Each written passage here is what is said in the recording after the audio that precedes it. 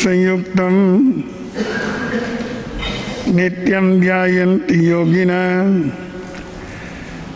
कामदं मोक्षदं चैव ओंकाराय नमो नमः। अज्ञानतिमिरान्धानां ज्ञानाञ्जनशलाकया नेत्रैरुन्मीलितं येन तस्मै श्रीगुरुवे नमः। नमो दुर्वाररागादि वैरिवार निवारणे अरहते योगिनाथाय महावीराय तायने। प्रिय श्रोताजनों, 2 मिनट परमात्मा की भक्ति की अमृत सरोवर में डुबकी लगा लें, फिर अपनी बात करेंगे। तन्मय होकर के सभी अंतर्नाद से बोले महावीर महावीर महावीर बोल रे महावीर।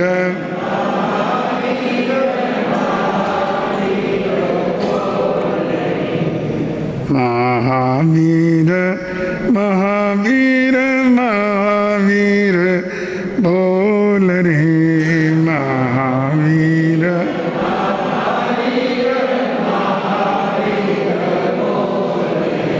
महावीर महावीर महावीर बोल रे महावीर।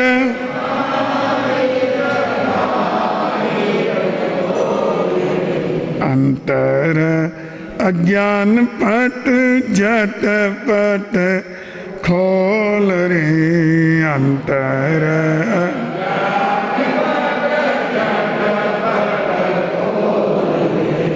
एक ही साधन सब रिद्धि सिद्धि साधरे। एक ही साधन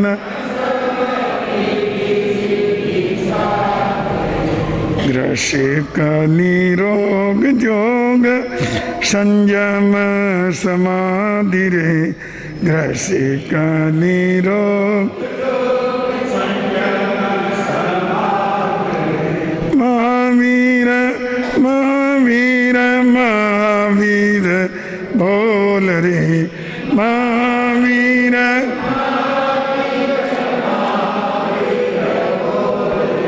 महावीर महावीर महावीर बोल रे महावीर।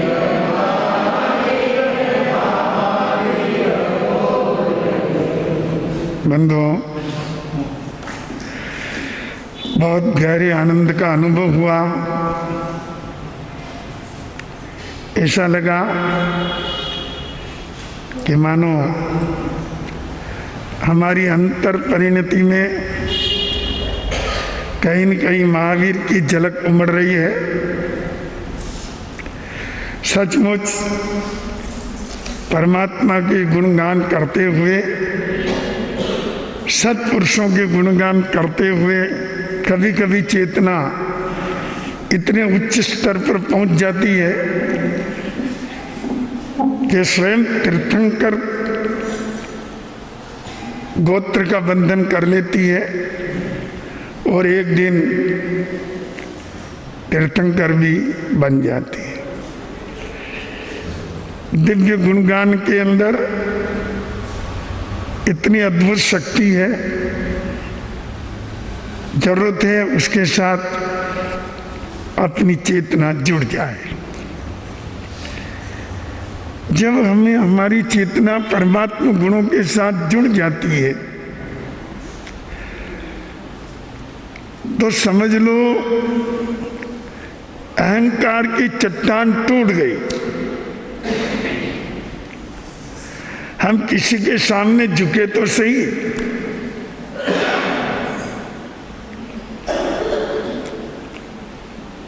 आज परमात्मा के सामने झुके, कल माता पिता, कल गुरु के सामने झुकेंगे, परसों माता पिता के सामने झुकेंगे।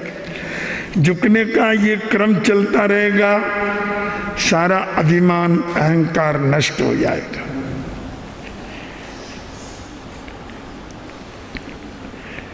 अपने अहंकार को एक तरफ रखकर परमात्मा से जुड़ करके जो भक्ति का स्रोत उमड़ता है उसका आनंद ही निराला है।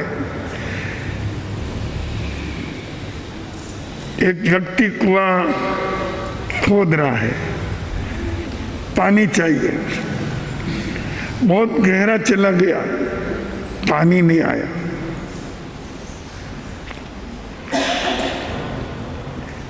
अचानक एक चट्टान मिली, उस चट्टान को तोड़ना बहुत जरूरी था।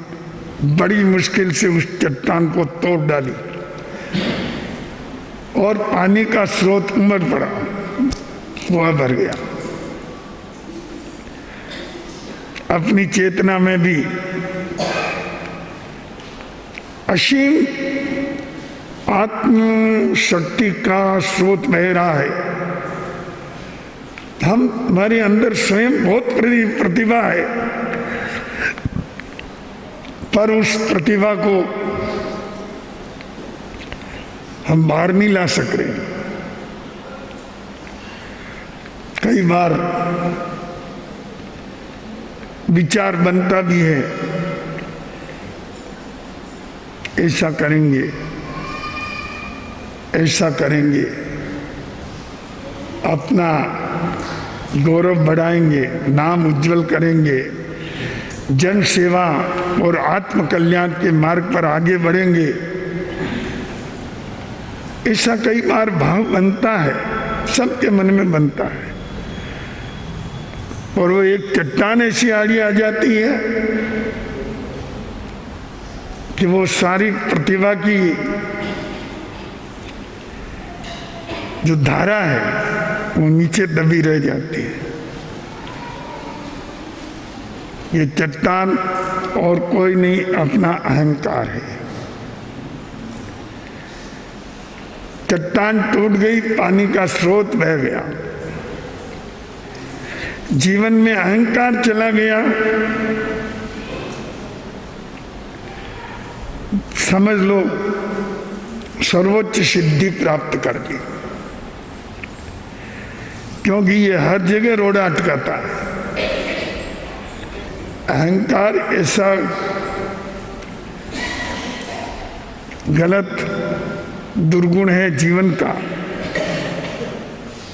जितना लोभ रोड़ा नहीं अटकाता है, जितना क्रोध रोड़ा नहीं अटकाता है,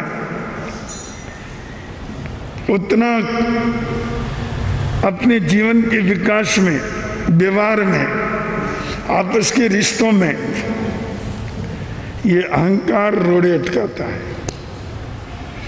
इसके कारण व्यक्ति चाह करके भी आगे नहीं बढ़ सकता। तो और कर्म बंधन के जो घने निकृष्ट निकाचित बंध होते हैं, उनमें इस अहंकार का बहुत बड़ा हाथ है। अहंकार निकाचित कर्म बंधन का कारण बन जाता है। अनेक बार भगवान महावीर के कानों में किले क्यों ठुके? साधु तो हम आज भी हैं, विचर रहे हैं, साधु भी विचर रहे हैं, सतियां भी विचर रही है, जंगल में होकर के भी निकलते हैं, गांवों में भी निकलते हैं। यत्र तत्र ध्यान साधना भी चलती है। हजारों वर्षों से ये क्रम तो चल ही रहा है। तीर्थंकर पहले भी हो गए 23, उनके कानों में किले नहीं लगाए किसी ने। हजारों साधु साध्वी जिन शासन के अंदर अभी भी विचर रहे हैं, कोई उनके कानों में किले नहीं लगाते।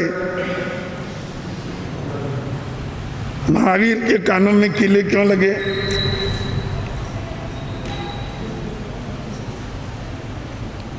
क्या सभी प्राणी अनाड़ी थे उस समय? क्या कोई साधु विचर भी नहीं सकता था? कोई व्यक्ति चल भी नहीं सकता था? पर ऐसी कोई बात नहीं है। सबके पीछे कोई कारण होता है। कारण और कुछ नहीं, अहंकार। अगर आप सब जगह अपने जीवन के विकास के विषय में या जो घटनाएं होती है उनमें जो दुर्घटनाएं हैं, अगर उनकी तरफ ध्यान देंगे तो आपको समझ में आ जाएगा कि इन सभी घटना दुर्घटनाओं का कारण कहीं न कहीं अहंकार है। एक वासुदेव थे, त्रिपृष्ठ उनका नाम। 3 खंड में उनका साम्राज्य था। प्रति वासुदेव को समाप्त करके वासुदेव बनते हैं।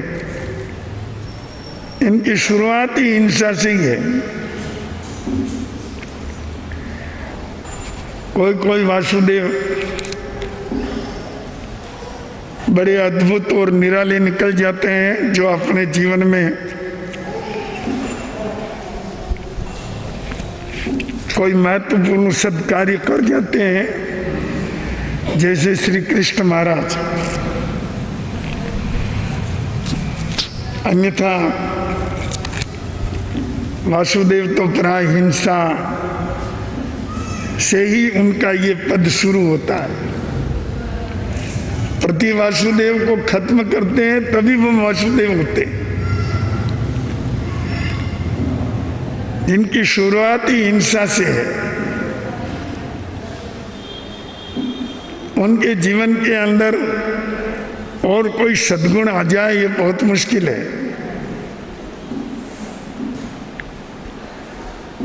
त्रिपृष्ठ वासुदेव भी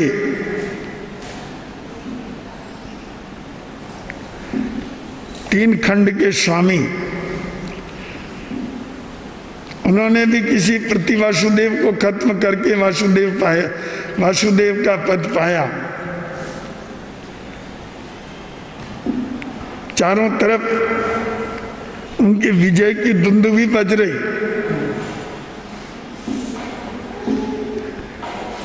कोई व्यक्ति उनको झुका नहीं सकता,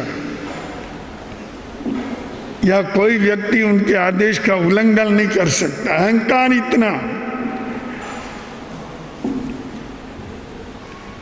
कि मेरी तरफ कोई अंगुली करके तो देखे, उसकी अंगुली काट दी जाएगी।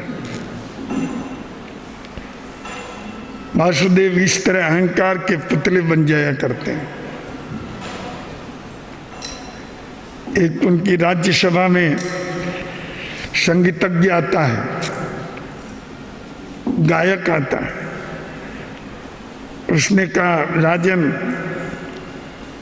आप मेरी संगीत की कला तो देखिए और मेरा गायन सुनिए। आप मेरा गायन सुन लेंगे, मैं धन्य हो जाऊंगा, और आप खुश हो गए तो मेरे जीवन भर की दरिद्रता खत्म हो जाएगी। कृपया एक बार मेरा गाना सुन लीजिए। त्रिपृष्ठ ने कहा, अभी मैं सोने जा रहा हूं, आराम का समय है, अभी गाना सुनना संभव नहीं है। उसने कहा, मैं तो बड़ी भावना से आपके दरबार में उपस्थित हुआ। त्रिपृष्ठ ने कहा, चलो मेरे साथ, मैं सो जाऊंगा, तुम अपना गायन करते रहना। गायन सुनते सुनते सुनते मुझे नींद आ जाएगी, तुम गाना बंद कर देना।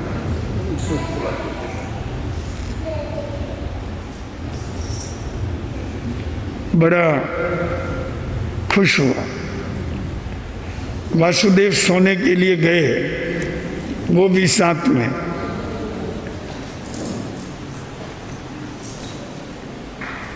जो अंगरक्षक था उसको कहा, देख, जब तक मुझे नींद ना आए वहां तक इसका संगीत चलना चाहिए।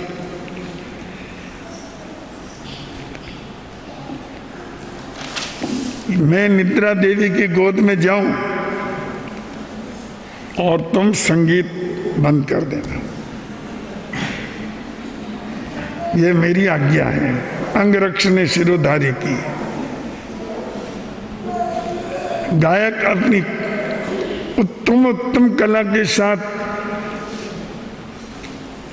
संगीत का उच्चारण कर रहा है, लयबद्ध गा रहा है,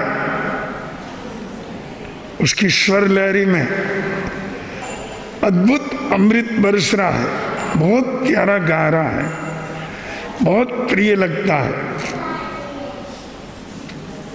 जो सुनता है मग्न हो जाता है। बहुत देर तक वासुदेव भी सुनता रहा। तो अचानक नींद में चला गया। अंगरक्षक भी सुन रहा है। सुनते सुनते वो इतना मग्न हो गया कि वासुदेव को कब निद्रा आ गई कुछ पता ही नहीं।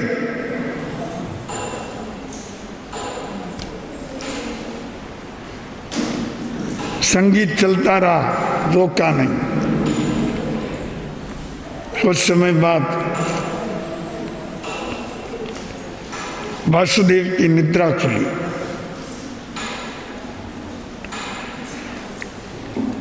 उसने कहा, वो अभी तक संगीत चल रहा है?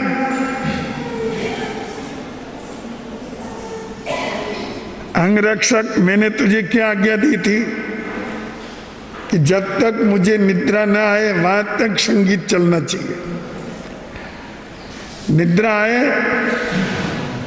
और तुमको संगीत बंद करना था। तेने मेरी आज्ञा का क्या पालन किया? उसने कहा, स्वामी, इसकी गायन कला इतनी मीठी और इतनी प्रभावक कि मैं इसके संगीत में ही खो गया। मुझे भी पता नहीं कि मैं कहाँ हूं। संगीत रुक गया। वासुदेव ने कहा, तुझे मेरी आज्ञा प्रिय नहीं है? इसका संगीत प्रिय है, तेरे कानों को मेरी आज्ञा प्रिय नहीं है। इसलिए तुमने संगीत को महत्व दिया, मेरी आज्ञा को महत्व नहीं दिया। बात छोटी सी है, ये कोई बहुत बड़ी बात नहीं है। किसी को आपने कुछ कहा और किसी कार्य में 10 मिनट लेट हो गए या आप थोड़ा भूल गए, तो उसमें क्या सामने वाले ने कोई जुल्म कर दिया या आपने जुल्म कर दिया? ये कोई ऐसी खतरनाक बात नहीं है कि जिस पर इतना कठोर कदम उठाया जाए। साधारण बात थी कि अंगरक्षक उसकी संगीत लहरी में खो गया तो वो गीत बंद नहीं कर पाया। पर हर मानव के अंतर में एक नाग जो है ना, वो अंदर फुंकारे करता रहता है।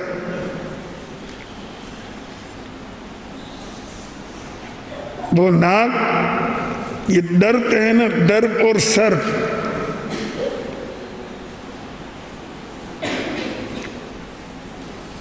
केवल एक रह का फर्क है, आधे रह का, वो भी पूरा नहीं।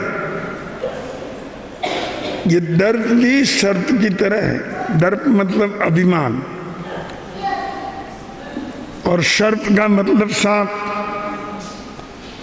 तो ये दर्प भी सर्प का ही भाई है या उससे भी तगड़ा, जहरीला।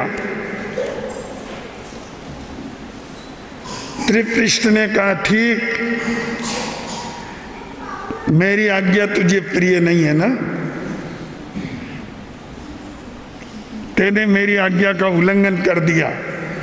इस 3 खंड के अंदर कोई मेरी आज्ञा का उल्लंघन नहीं कर सकता। तेने कैसे कर दिया? जानता है इसका क्या नतीजा होने वाला है। बेचारे अंगरक्षक ने क्षमा याचना की, चरणों में पड़ा, रोया, जान की भीख मांगी, मुझे बचा लो स्वामी, मैं आपका सेवक हूं, इतनी भूल कभी नहीं करूंगा। कि नहीं, ये नहीं हो सकता। जो गलती करेगा उसे सजा तो मिलेगी।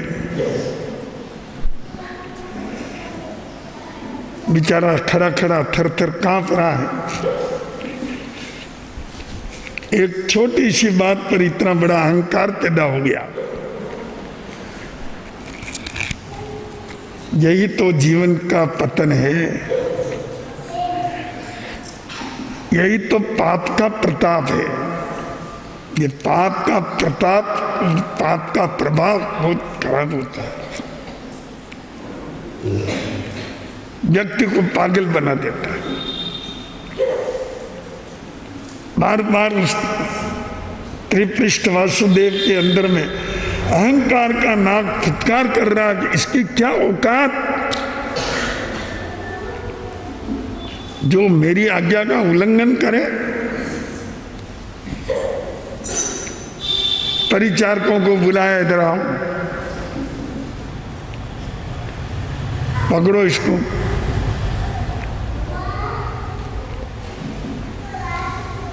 सुरक्षा दल के लोगों को बुलाया, इसको ले जाओ स्मशान में, एक बत्ती जलाओ और शीशा, एक धातु होता है, उसको गर्म करो पानी की तरह और इसके दोनों कानों में उंडेल दो। इसके कान मेरी आज्ञा का पालन करने के लिए लालायित नहीं है, संगीत सुनने की लालायत है। अब इसको हमेशा के लिए ही उसका खात्मा कर देना ही उचित है। इतनी बड़ी सजा, बात कितनी छोटी सी बात। और अगर हम आज की भाषा में कहें तो समझदारों के लिए ये 2 शब्द ही बहुत है, लेट गो, यानी जाने दो। पर ये अहंकारी के लिए ये 2 शब्द बहुत मुश्किल है। घमंडी व्यक्ति कभी किसी को लेट गो नहीं करता है। जाने दो, ये तो किसी ज्ञानी का ही चिंतन हो सकता है। वही अपने जीवन में इस सूत्र को अपना सकता है कि जाने दो। अपने इस सूत्र को अपना लें तो आप अनेक विपत्तियों से बच जाएं। ये मैं आज आपको विश्वासपूर्वक कह रहा हूं। लेट गो, जाने दो। कोई गाली बोल गया, जाने दो। अगर किसी ने कुछ अहित कर दिया, हो गया, जाने दो। आज नहीं कल। आखिर आपका समत्व जीतेगा, आपका गौरव जीतेगा, आपकी इज्जत जीतेगा। पर लेट गो करना सीखो। इंग्लिश की ये 2 शब्द हैं, इनको याद रखो। अगर ये जीवन के अंदर काम आते रहे तो जीवन की अनेक कठिनाइयां टल जाएगी। पर उस जहाँ अहंकार होता है उसके लिए ये 2 शब्द ही पहाड़ जैसे होते हैं,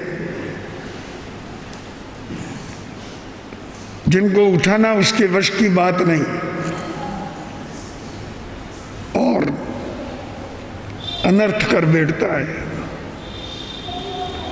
क्या कर सकता था बेचारा अंगरक्षक, रोया गुड़गुड़ाया सब कुछ किया, किंतु रक्षक दल ने पकड़ा, स्मशान में ले गए, त्रिपृष्ठ की आज्ञा के अनुसार शीशा गर्म करके दोनों कानों में उड़ेल दिया। गरम गरम शीशा आग की तरह जो पिघल के पानी जैसा हो गया, कानों में डाल दिया। एक चीख निकली, थोड़ा तड़पा और खत्म। फिर कोई इंसान क्या जिएगा? ये त्रिपृष्ठ वासुदेव की आत्मा ही भगवान महावीर की आत्मा है, याद रखिए। ये महावीर के पूर्व जन्म का एक काला अध्याय है। किसी भी व्यक्ति के जीवन का, पूरा जीवन का या जन्म जन्मांतरों का इतिहास सदा सदा के लिए उजला नहीं होता है। कई काले अध्याय मानव रचता रहता है और उनका फल भोगता रहता है। ये परमात्मा भगवान महावीर के पूर्व जीवन की कोई घटना है।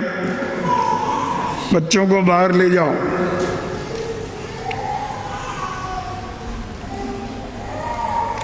बच्चों को बाहर ले जाओ। वो क्या जाने यहाँ क्या चल रहा है। तो बंधुओं,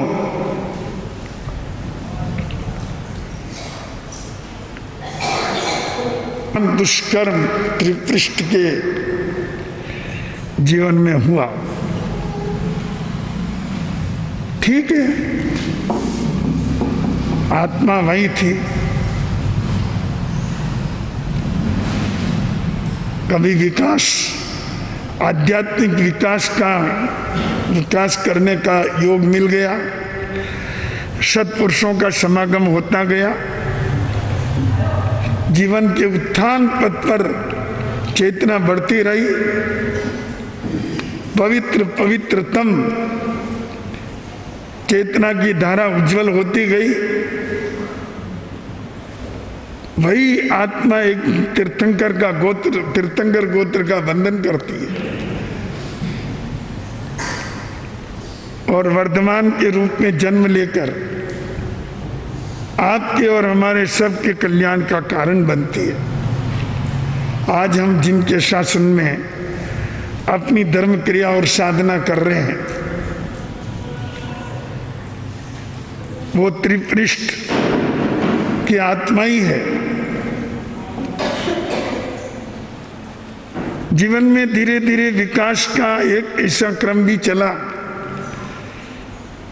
जिससे काला अध्याय मिटता गया और जीवन का पवित्र उत्थान आगे बढ़ता गया।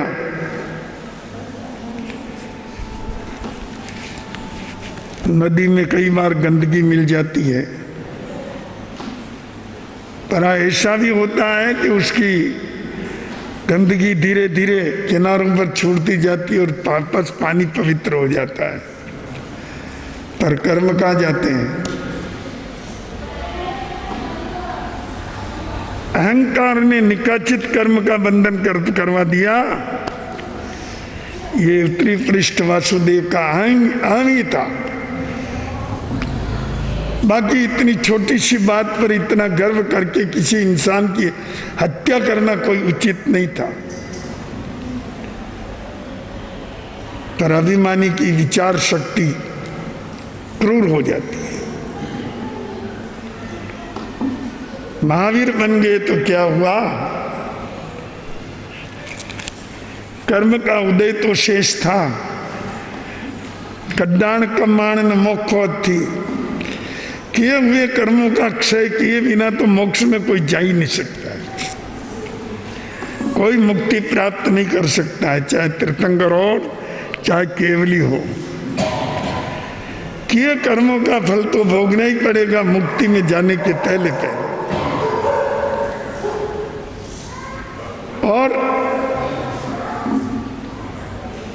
वर्तमान बन गए, मुनि बन गए, साधना में लग गए, तो भी कर्म क्षय नहीं हुआ। बंधन दो तरह के, आप जो भी कर रहे हैं कहीं न कहीं अपना बंधन होता है। कुछ बंधन निकाचित होते हैं जो भोगे बिना नहीं छूटते हैं। कुछ बंधन हल्के होते हैं जिनको त्याग, तप, स्वाध्याय, साधना से उनकी निर्जरा कर सकते हैं। किनकी निर्जरा होती है? जिसमें सहज भाव से व्यक्ति काम करता है पर क्रूर भाव नहीं लाता। जब तक क्रूर भाव नहीं लाता है वहां तक निकाचित बंधन नहीं पड़ता है। क्रूर भाव आ गया, निकाचित कर्म बन गया, भोग नहीं पड़ेगा। महावीर बन गए तो क्या हुआ? कहा मेरे बेलों का ध्यान रखना। ध्यान में थे, क्या ध्यान रखेंगे? वो तो अपने ही ध्यान में मग्न थे। बेल कहीं दूर निकल गए, नहीं मिले। बैल के मालिक ने कहा तेने चुराए मेरे दोनों बैल। कहाँ जाने वाला है? इसकी सजा मैं तुमको दे के रहूंगा, बता मेरे बैल कहाँ है? महावीर क्या देते जवाब?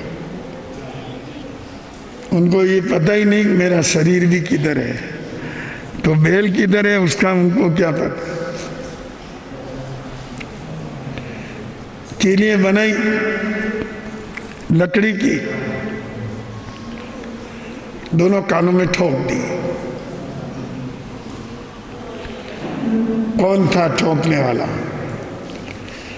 जिसके कानों में गरम शीशा डाला। भोगने वाला कौन था? वो त्रिपृष्ठ वासुदेव,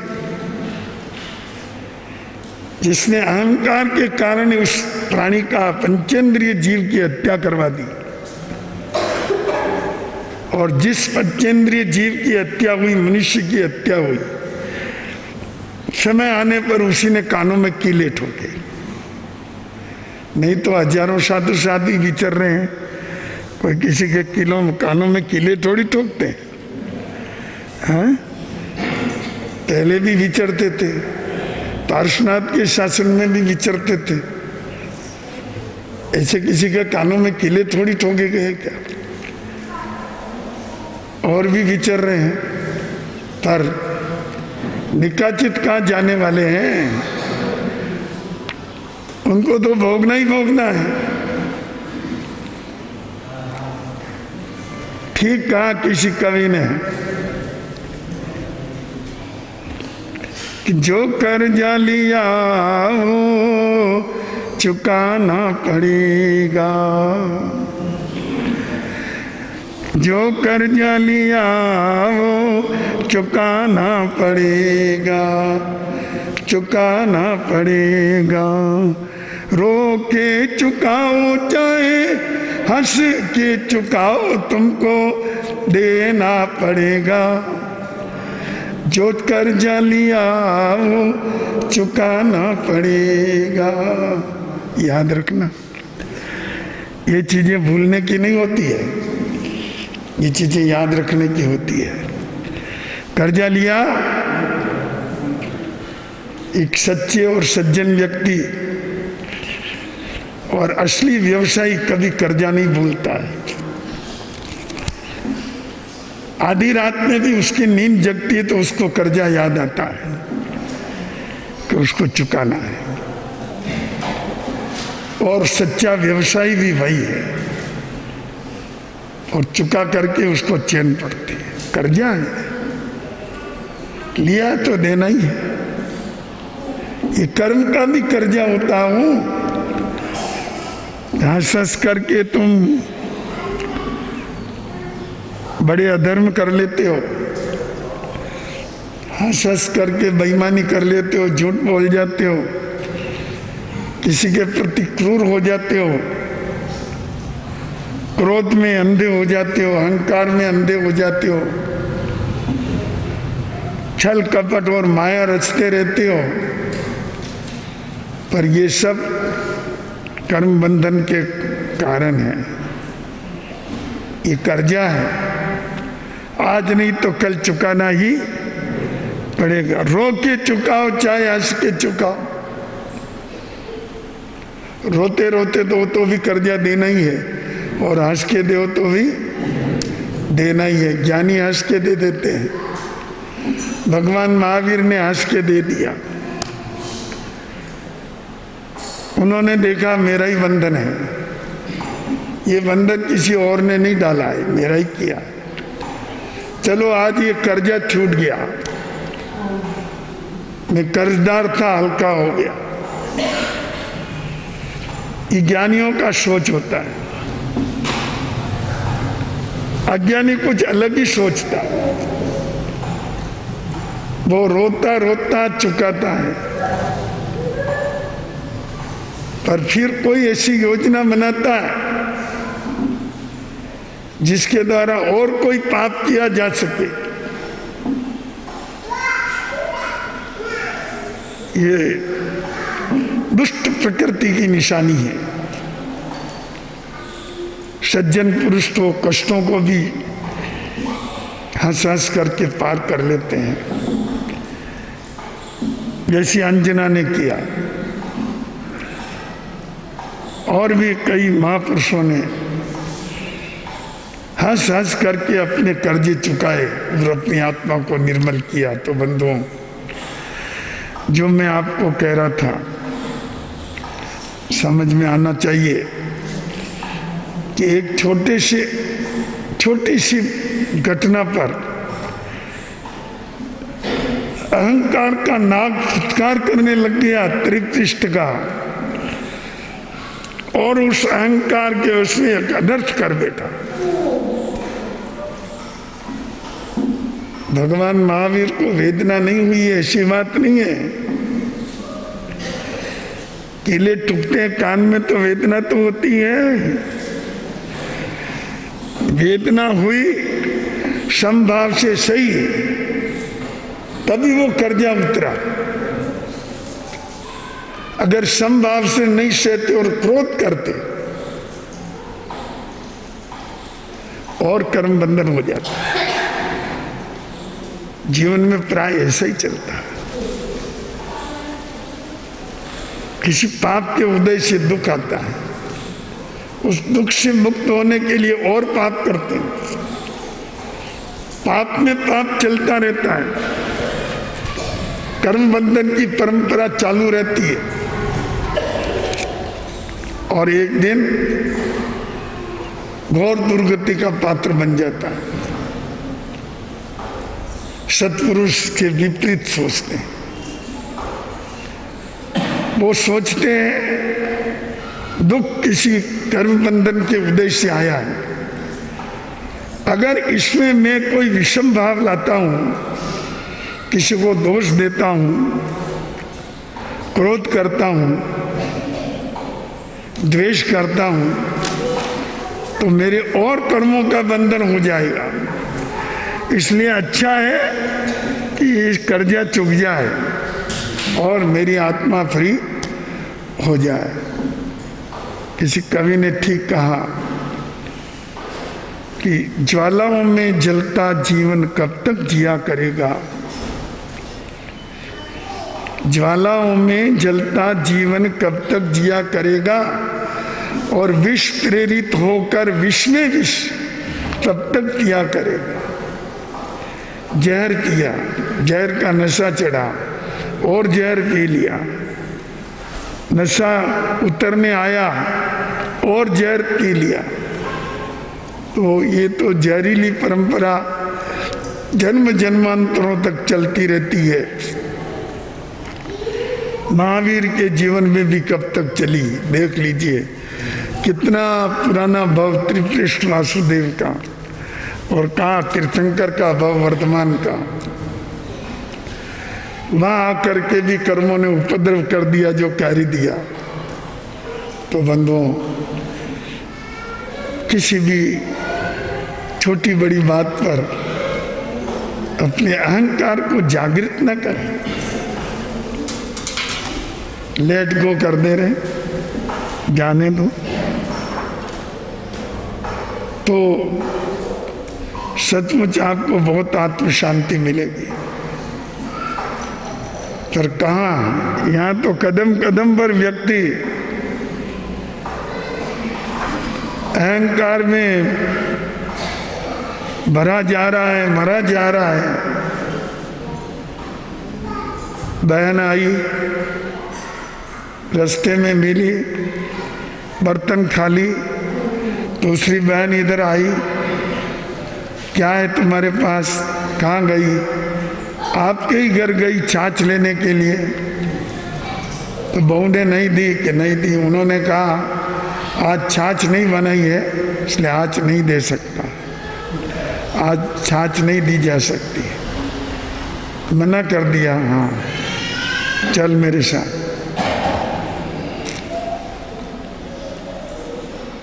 उसने देखा ये मुझे साथ लेकर के आ रही है तो साथ छाछ देगी। घर के अंदर गई, अपने रसोड़े में गई, उसने तो देखा कि अब बर्तन लेंगे छाछ भरने के लिए। तो उसने बर्तन तो नहीं लिया और उसने कहा जी आज छाछ बनाई नहीं इसलिए आज हम नहीं दे सकते। उसने कहा ये बात तो आपकी बहू ने कही, फिर आप मुझे यहाँ तक क्यों लाए? वो हाँ या ना करने वाली कौन होती है? हाँ करूं तो मैं करूं, नटूं तो मैं नटूं, मना करूं तो मैं करूं, वो मना करने वाली कौन होती है? आप समझ लीजिए इस छोटे से उदाहरण से कि व्यक्ति कहाँ तक अपने अहंकार को आगे रख करके आगे बढ़ने की कोशिश करता है, तो ये उसके जीवन का पतन ही है। आप भी अपने जीवन में और कुछ कर पाए न कर पाए, अहंकार को, ये अहंकार का जो नाग है, ये दर्प का जो सर्प है, उसको कुचल दो और सरल भाव के साथ अपने जीवन को जियो। क्योंकि परमात्मा भगवान महावीर ने 4 कषाय में मान को भी एक कषाय माना है। इससे हम मुक्त बनेंगे तो ही आत्मकल्याण का रास्ता मिलेगा। आज के प्रवचन का यही सार है, आत्मसात करें, आनंद।